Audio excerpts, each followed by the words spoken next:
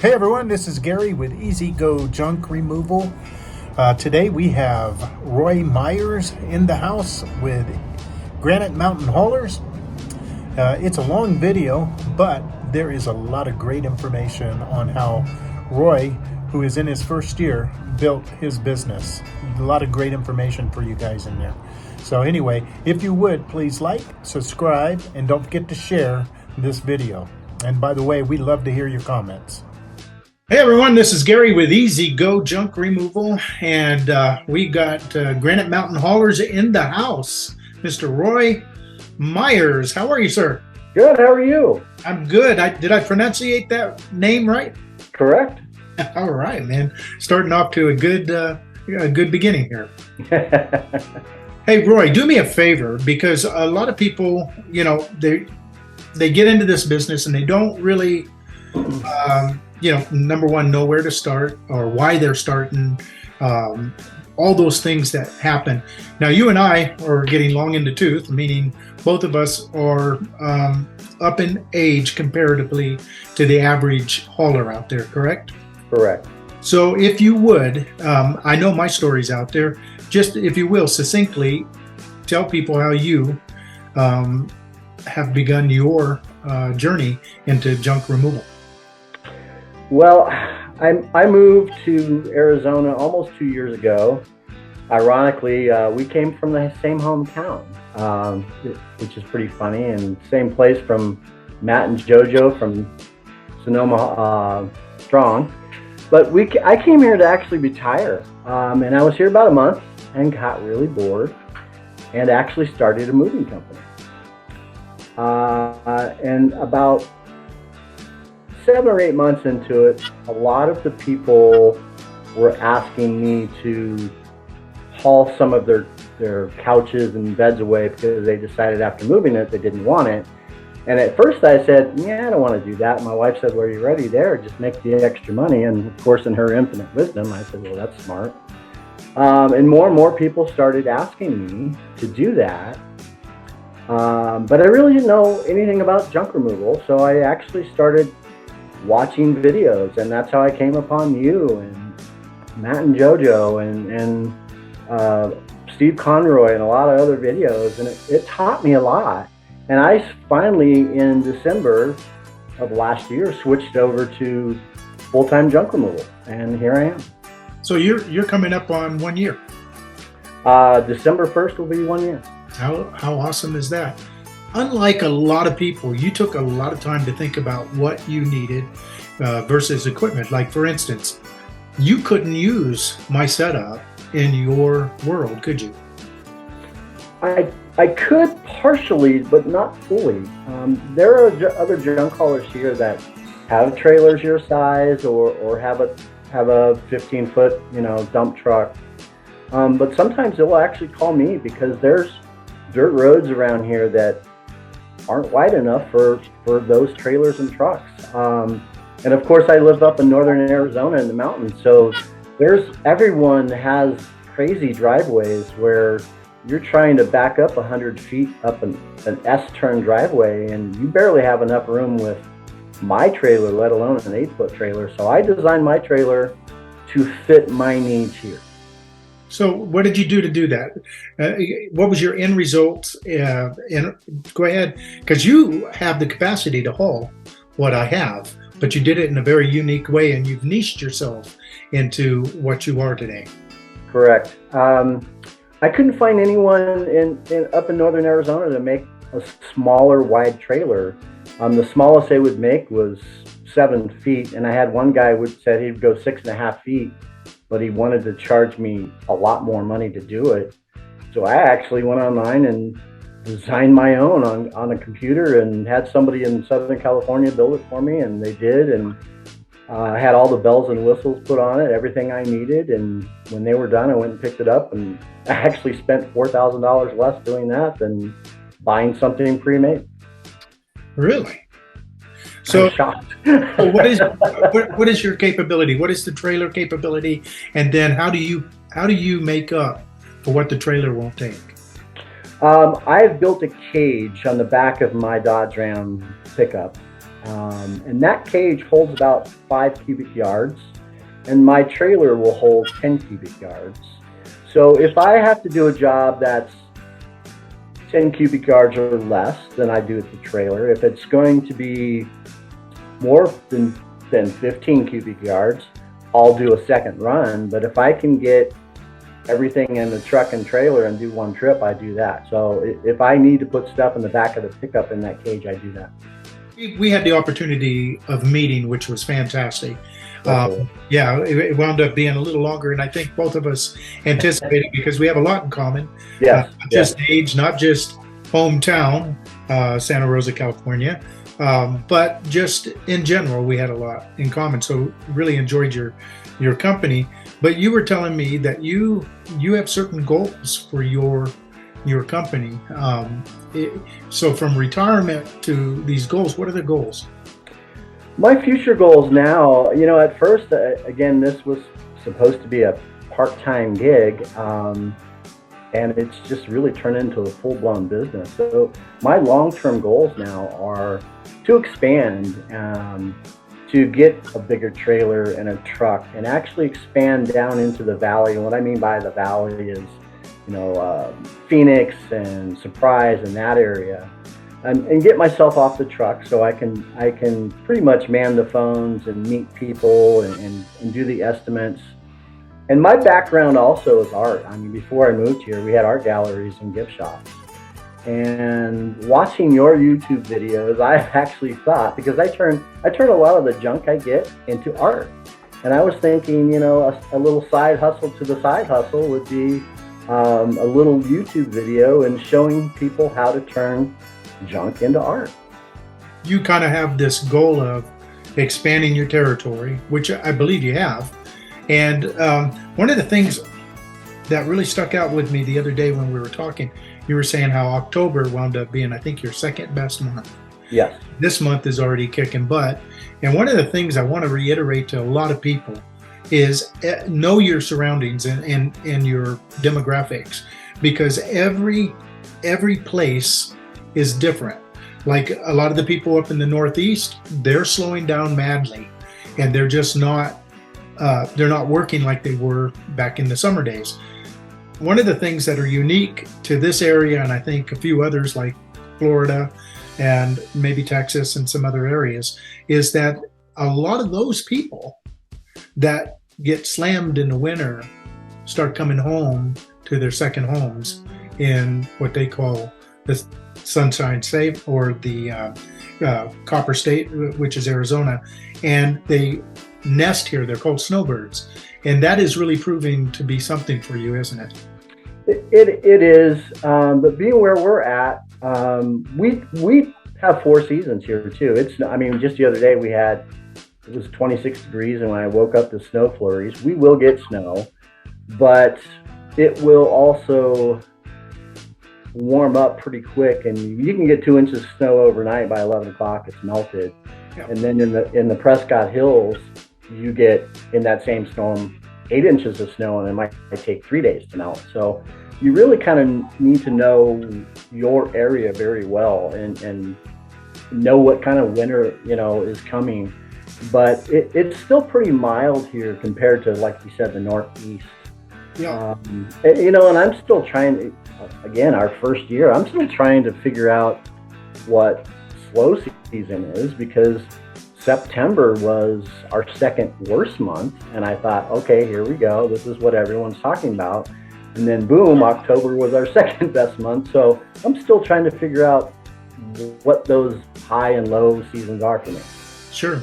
So something else that I really loved hearing about, because, when I interviewed Matt and how he came up with his name, Sonoma Strong, and I actually knew it, but I wanted him to explain it because we're both from that area, and we know what Sonoma Strong means is because of the fires that rushed through.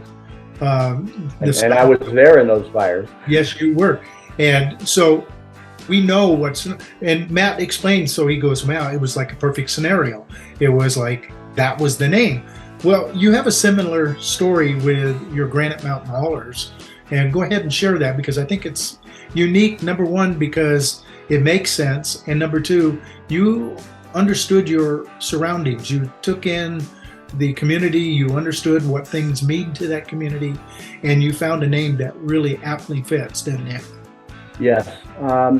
Here, Granite, up where we're at, Granite Mountain means a lot to a lot of people. Here we had the Granite Mountain Hot Shots fire crew. They lost 19 members, I believe it was 13 years ago. So Granite Mountain, that name Granite Mountain really resonates with a lot of people. They made a movie about it. I believe it was called Only the Brave. But using that name, people see that name and they see the truck go by and they see that name, and it sticks in people's heads a lot easier than a lot of other names would. Sure. And it means something to people because there's also a monument. We took the back roads down, and it's almost impossible terrain. And for what those people did, and no wonder they had difficulty, because it's almost it's some of the most primitive landscape I've seen that's lush and forested in the state of Arizona so far. It is a lot of it's inaccessible, and it's just stunning. But everybody in that area knows what that means to people. And so picking a name such as Granite Mountain Haulers, Sonoma Strong, you name it, that makes a difference, doesn't it? It makes a huge difference. I mean, everyone says use junk and hauling and all those things, and that's great because that's telling people what you do. But to go along with that is having something else that really resonates with where you're working. Yes, makes a huge difference. It does. It really does. So here we are. I'm 63, and I won't say your age, but you're barking up that same tree. 59. There you go. Okay. And, a lot of people think that it's time to quit and stop and slow down. And neither one of us have chosen to do that, at least not now. Anyhow, is this something that somebody, just about anybody can do that, is somewhat healthy? Pretty much anyone can do this. Even if you're overweight, you can. I have to say, when I got here, as we talked, I was a professional athlete at one time and was in great shape. And then with my art studios, I gained a ton of weight because I was so sedentary. And in 6 months, just doing this job, not changing my diet, not doing any major exercise, I lost 45 pounds. So nice. It's a great exercise regimen too. It is. And one of the things I've noticed, Roy, is it so much supports your core. You're using that core muscle group, I think, more than any other job except for moving. And from my art, I moved furniture for many, many years. And besides that, I've never had a job that has kept that core nearly as tight or strong, and that means everything gets stronger. And once you learn how to use that core to the advantage of the rest of the body, there's really, age is just a number, isn't it? It is. I mean, as people watch your videos, and you and I can attest, you and I can pull full, very large double-doored refrigerators out of homes and literally put them on the trailers by ourselves. And it's not brute strength. I mean, it's working smart with a dolly, but you still need some kind of strength to do that. And by doing this job, you build up that core strength. Yeah, the dolly is your best friend. I bring, and I've been trying to, show that. I don't want to overwork my wife, number one. Right. So I try to bring as much, meaning couches, hide beds, anything that I can get through a door, and be able to balance. Of course, that's what it comes down to, is being able to balance that precarious load. But anything that I can do that, I have either a 4-wheel dolly or a 2-wheel dolly. I can't tell you the last time I used a reefer dolly, because the pneumatic tire dolly does everything. It's still 1,200 pounds. I'm not going to lift that. So from anything,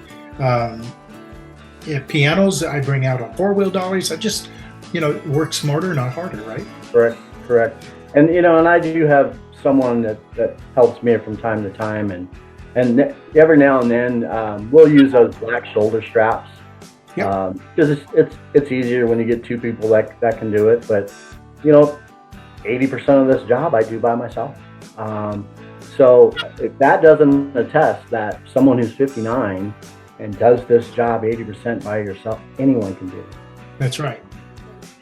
Speak of the back straps, because now I don't use those. That was something that I was learning from you.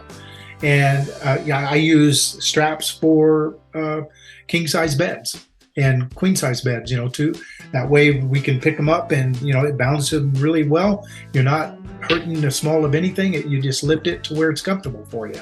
But Correct. You brought in a whole different situation. Well, I use those because I had them because I used them in the moving business. And it is amazing what you can move with those black straps. I mean, we will pick up a 700-pound stand-up piano with those black straps and slide the four-wheel dolly underneath it. So we're not struggling to pick it up. Yep.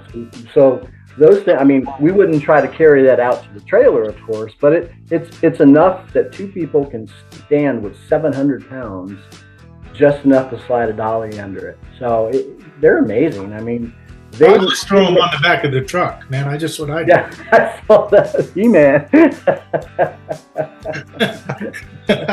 I was impressed. Only one time. I showed my wife that and said, you always think I'm crazy, but look at Gary.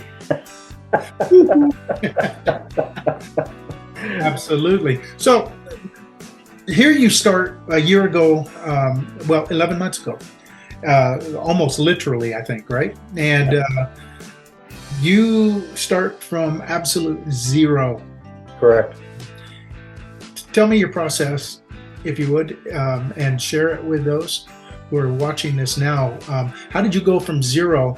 And I don't know if you want to share numbers or not, but zero to what I would call very impressive numbers. I had to look at, again, my territory. The average age here is 57. So, I know you need a website. I know you need Google My Business and all of those things. But I'm old school, and for me, I have to look at, okay, are those people in general going to do that? So I literally knocked on doors. I went to property managers. I went to real estate agents. I sent them flyers. I have them on Facebook. I go to, when I'm not busy on a Saturday or Sunday, I go to as many open houses as I can to shake hands and get in front of these people so they can see who I am and what I'm about, and not just some face on a card or a flyer. So the more things you can do to do that, to get those people. I mean, my first customer was the largest property manager company here. They have over 350 properties they manage. And I have to say, I was shocked. But guess what? That company in this slow time keeps me busy. They've given me $2,000 worth of work in the last week. This is where you and I are very, very similar. That hands-on, that touch, that handshake, that eye-to-eye, breathing the same air. It goes so far. It's kind of like you and I, going to the restaurant and breaking bread together. It goes so far when you're eating together, you're talking together, you're in the same space. I think it goes farther than any other thing out there, because it leaves not only a lasting impression, but it's personal. You just made it very personal. And unless you're an asshole or a jerk, which are two different things, you're going to make the impression. And that's one of the things I've always said, Roy, and I think you agree with it, is if you don't have those abilities, work on them, hone in, get them sharp, because that will bring you more business in the long run than anything else. Because what you just said is your repeat business brought you in $2,000. Correct. That's a huge number. And that's just one customer. Right. Yeah. You've been busy this whole month. The month of October, believe it or not, 74% was repeat and referral. So that will tell you everything you need to know. You never stop building that base, because that's a base, and you keep building it. Pretty soon, what happens is, as you keep building, you bring another truck in, you bring another crew in, and that thing keeps on feeding itself. And I know, because I've interviewed Matt and JoJo. I've interviewed Joseph Martinez, Holloway Junk, Bill Shomp, Porn Stars, Junk Stars. I've interviewed guys who are much bigger than you and I. And one of the reasons I wanted to get you on is because we're fairly new at this. Correct. I'm in my second year, not quite done, and you're in your first, and we're both surviving. And I think most of the guys out there are more like us. Yeah. And you want to be the Bill Shomps, the Joseph Martin. I mean, Joseph has just launched Troops Hall. God bless him, man. That's really cool. And I've known Joseph. He's one of my mentors, and I really want him to, not only survive but thrive, and take it to the absolute limit. But that's not my world, and I actually don't see. I'm 63. In 15 years, I'm in my late 70s. Right. I have a shelf life. I have a reality, and I know what I want to build. I know, I want to build something that is turnkey, that somebody can walk in, make $250,000 a year, and don't mind paying for it. And me walking away from it and giving them the keys and say, son, take it to the next level. That's where I want to be. Yes, we're on the same page. Like I said, I want to expand and grow for that reason, so that I have something I can hand off to someone, sell, and then I have my art studio in my garage, and I've been making art most of my life, and that's something I can do until the day I die. So that's another thing. We are very different arts, but hey, it's a reality. It's what feeds your soul, and that's another thing I always tell people. And I'm hoping you're serious that when I head back to the canyon, is stop by, pick you up, and we hike down to the river, because absolutely, living is way more important than working. And so I think we agreed to that as well. Is I don't live to work. I actually work to live.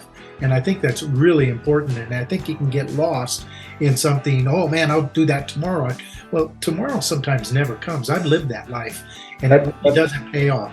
That makes a lot of sense. But to that note, doing what we're doing, as much as you and I love what we're doing, what we're doing actually is helping us live and be alive. Because, like I said, I was going to retire. I can't sit still.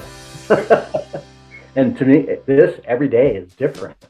Some days it's really great. It's fun stuff. You pick up antiques and you get to resell them. And then some days you have that nasty hoarder house that I had the other day. This is an unbelievable story. So your worst, most interesting job? Two of them now. Now you have two. So we're coming up on like 7 minutes. So I want you to go ahead and tell people what they might be able to expect on any given day. Well, the first one that was the worst one was it was 30 trailer loads, but that wasn't the worst of it. It was a hoarder house. They had 6 sheds, a swimming pool full of trash, a house full of trash, a barn twice the size of the house. They couldn't do it all at once, so I was doing it piecemeal. And one day I went to unload a specific shed that they wanted cleared out, and I found, unfortunately, a body. It turned out to be a squatter who was squatting on the property in OD, and that was pretty traumatic. And that, until last week, was the worst thing I'd ever run into. And until last week. And this house, I don't even know if you would call it a hoarder house, but it was, I think you've seen the pictures, but it was knee-deep in trash. You couldn't see a bed anywhere. The beds were covered in trash. Every ounce of the car, and it wasn't stuff. It was food trash. It was whole chicken sitting in the middle of the floor in the kitchen. 30 containers of 1 gallon milk cartons that some had full amount of milk and some had a little bit, but it was all on the floor. And the whole house, I ended up removing the carpets, and when I got all the trash out, every ounce of the carpet was full of animal feces, and I had to remove the carpets, the padding, all the appliances, and I told my wife, I said, I almost think I'd rather find a body. I have actually had several of those homes where when you walk in, because the smell is just unfriggin' believable. It's impermeated into the structure.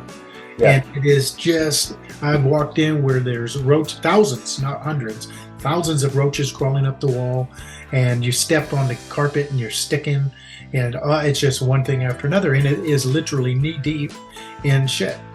Yes. Yeah, been there, done that. Yeah, I don't know about wanting to find a body, but that was the way you explained it to me is you saw the foot first.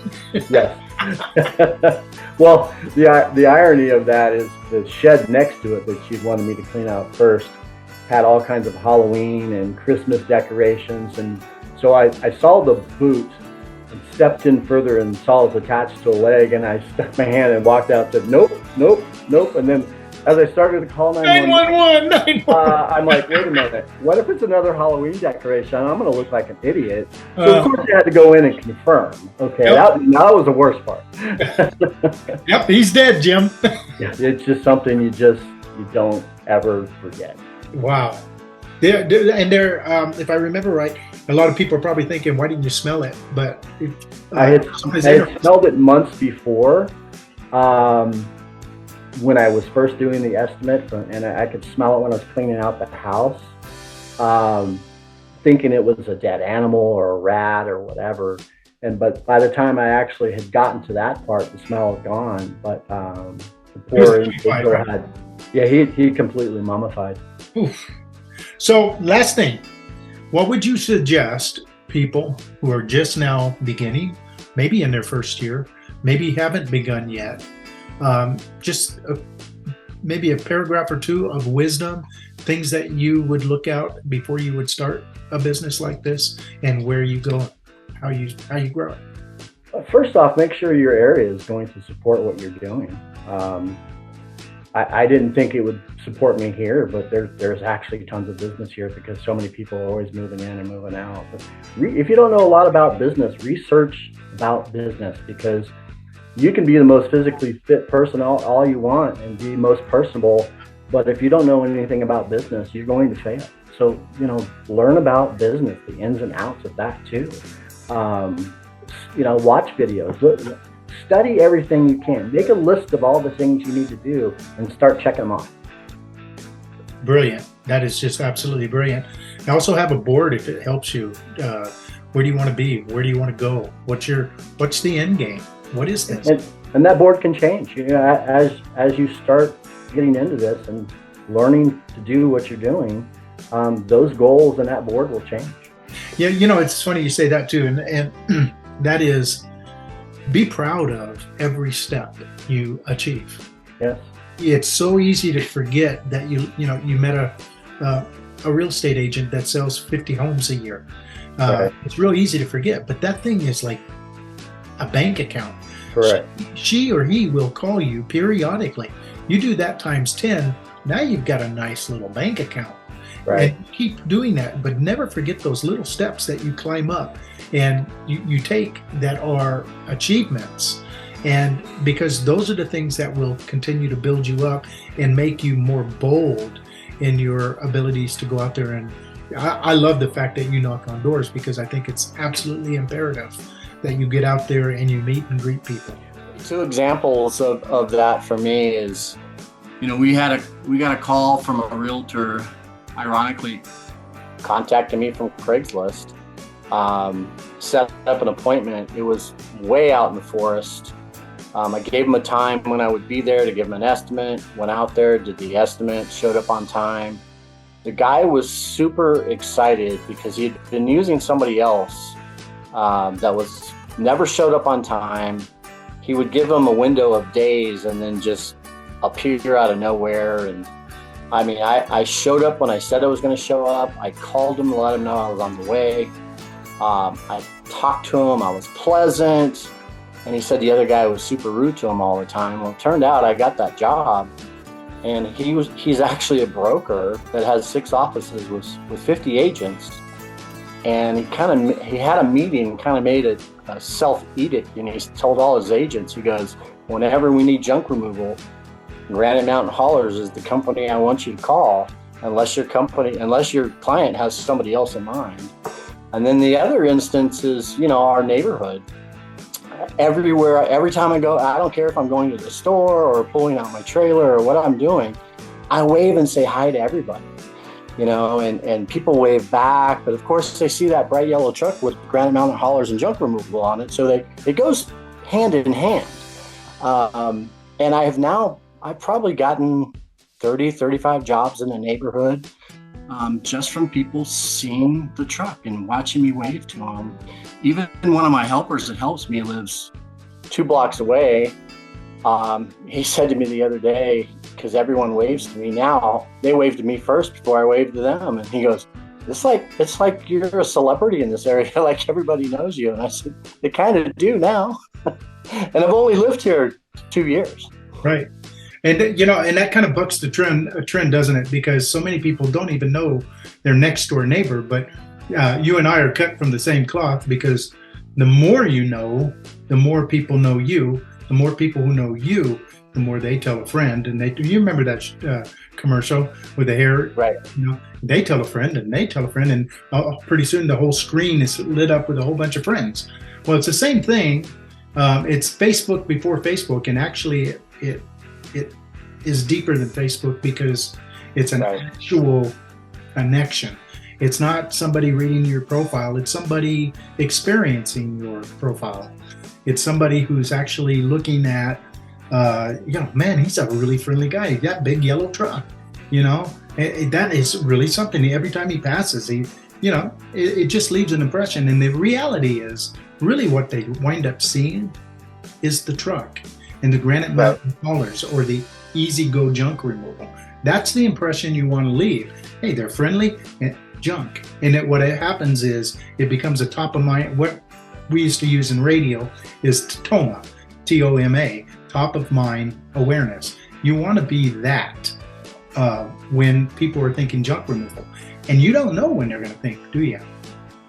You don't, because last week I got a call from an agent with Coldwell Banker. She's never received any of my flyers. I've never met her, never knew her from up.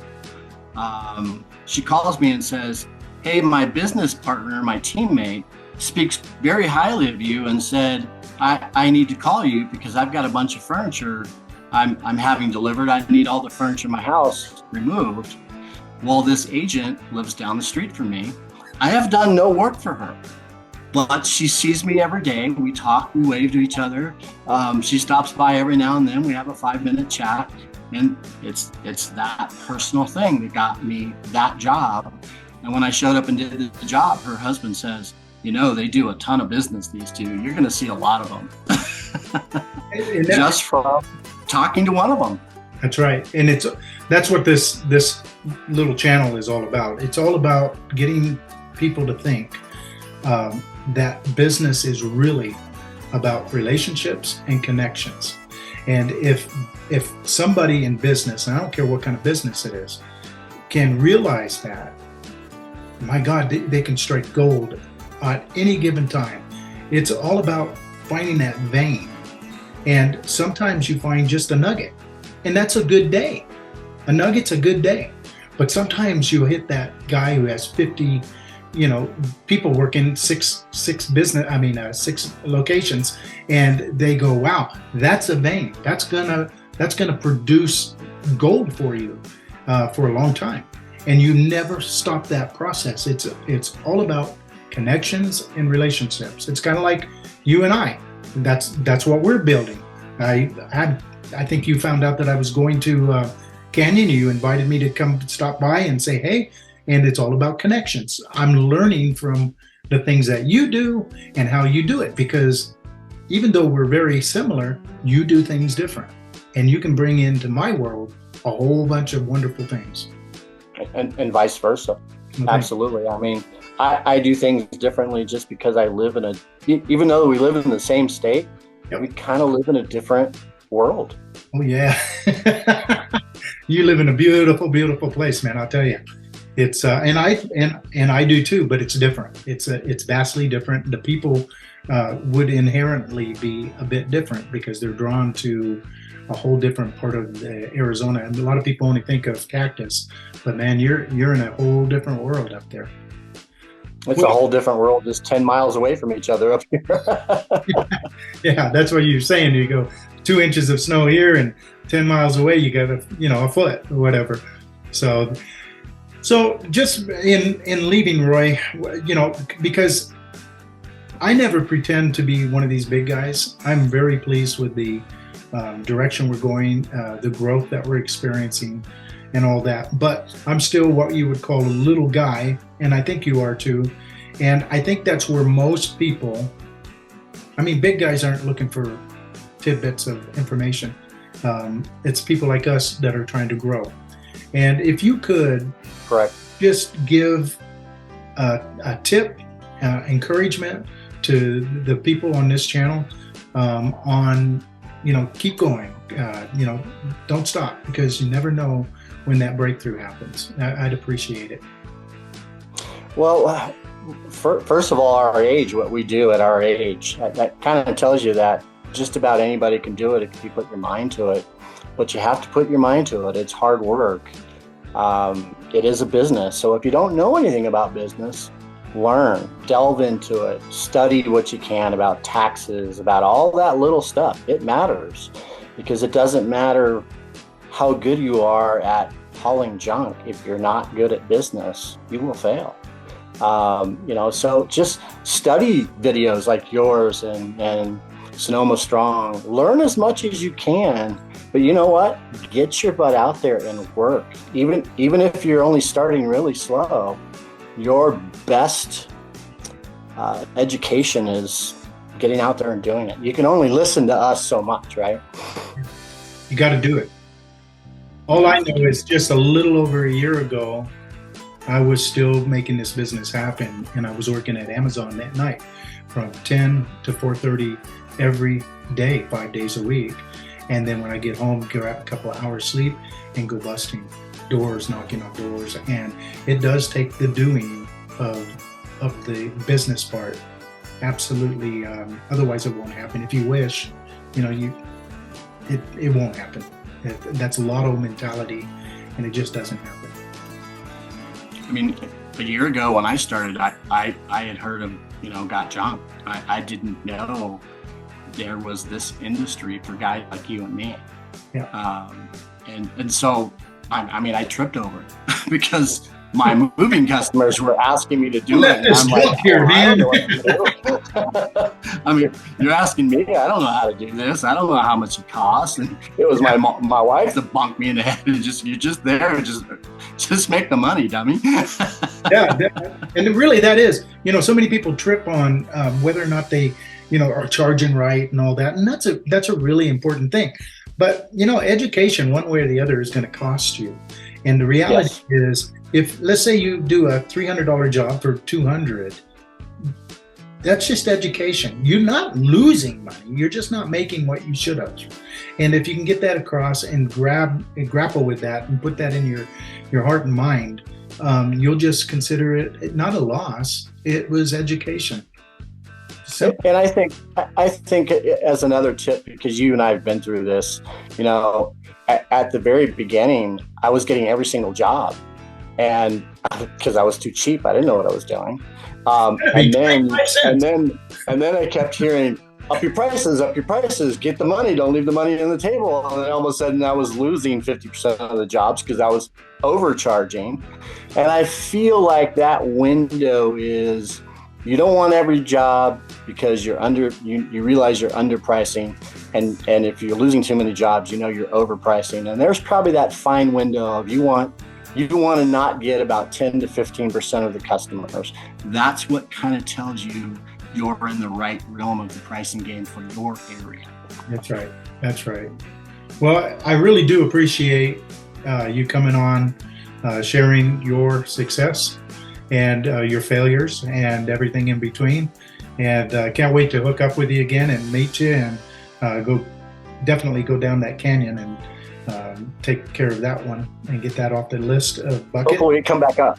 Yeah. Yeah, that's an expensive that's a very expensive offset. When they got to come and get going down's the easy part. That's right. Well, Roy, I truly do appreciate you coming on, and we'll have to do this again. Maybe I appreciate you having me. Yeah, maybe next year when you are, at that doubling up, and you have an employee full time and all that, we can talk and people can see, that what you say you mean, and you're actually accomplishing your goals. Great. Thanks, Gary. I appreciate it. And you have a great rest of your day. Absolutely. I appreciate you too, sir.